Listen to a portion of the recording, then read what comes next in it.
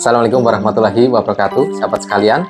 Ini ada kebetulan saya pakai kaos Thailand. Thailand dikenal dengan namanya negeri gajah. Jadi kita nyebut gajah. Ada satu gambar gajah seperti ini.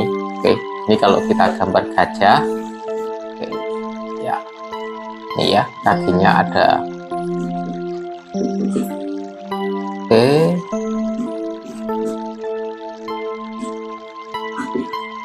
oke, matanya kecil, ini dengan gading, dengan kuping yang lebar.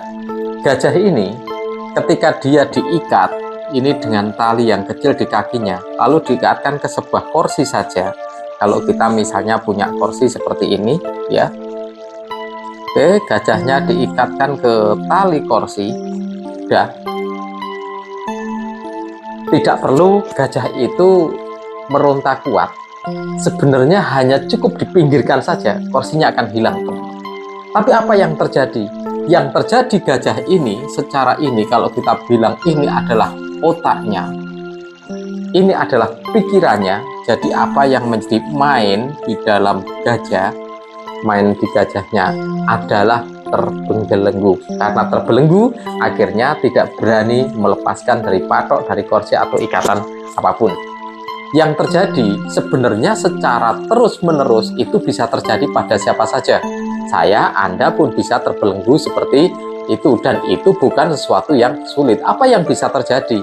Ketika ada hantaman, ketika kita terpukul, ketika kita terpojok, dan itu sering terjadi, maka menjadi sebuah belenggu ketakutan traumatik dalam pikiran. Misalnya, kita mencoba A, dimarahi sama orang tua, mencoba B, dimarahi lagi sama orang tua, mencoba C, dimarahi lagi sama orang tua. Ketika ada anak yang seperti itu terus dimarahi, dia selalu dibatasi, tidak boleh dia melakukan sesuatu karena dianggap salah, dan terus-menerus dianggap salah. Yang terjadi adalah dia menjadi traumatik untuk melakukan sebuah trial, dia traumatik untuk melakukan sesuatu. Karena dia sudah traumatik untuk melakukan sesuatu, akhirnya tidak berani mencoba sesuatu yang baru. Ketika tidak berani mencoba sesuatu yang baru, akhirnya dia akan jadi sering gagal.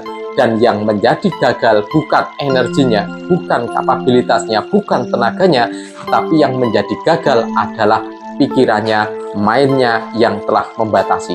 Gajah ini kok jangankan hanya sebuah kursi atau patok yang kecil, ketika dia diikat di sebuah pohon pun dia akan mampu merobohkan pohon itu dengan sangat mudah. Tetapi yang terjadi ketika gajah itu melakukan, dia tidak terjadi. Kenapa? Karena dia tidak mampu, sudah dibatasi oleh pikirannya.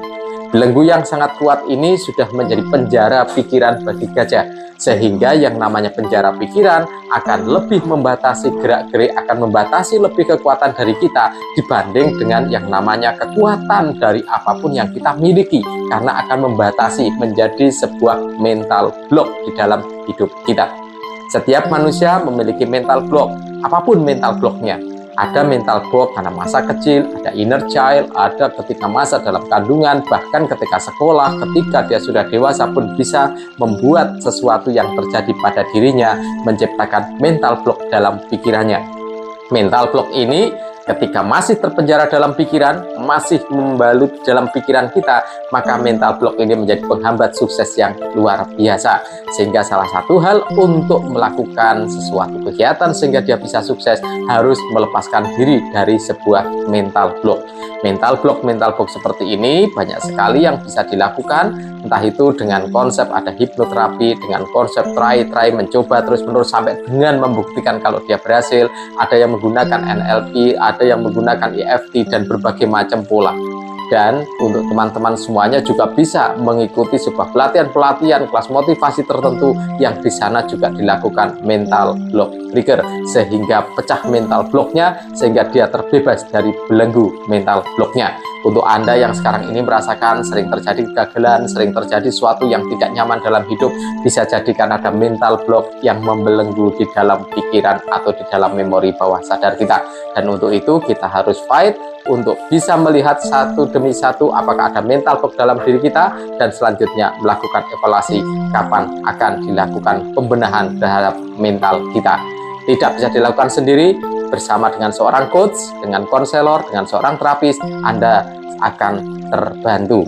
Sukses untuk Anda, selamat pelajari diri Anda dan mengenali, karena siapa yang mengenali diri kita dengan lebih baik, tentunya diri kita secara pikiran bawah sadar. Dan siapa yang mengenali dirinya, maka dia akan mengenal kepada Tuhannya. Baik, sehat selalu, berkah untuk hidup Anda. Wassalamualaikum warahmatullahi wabarakatuh.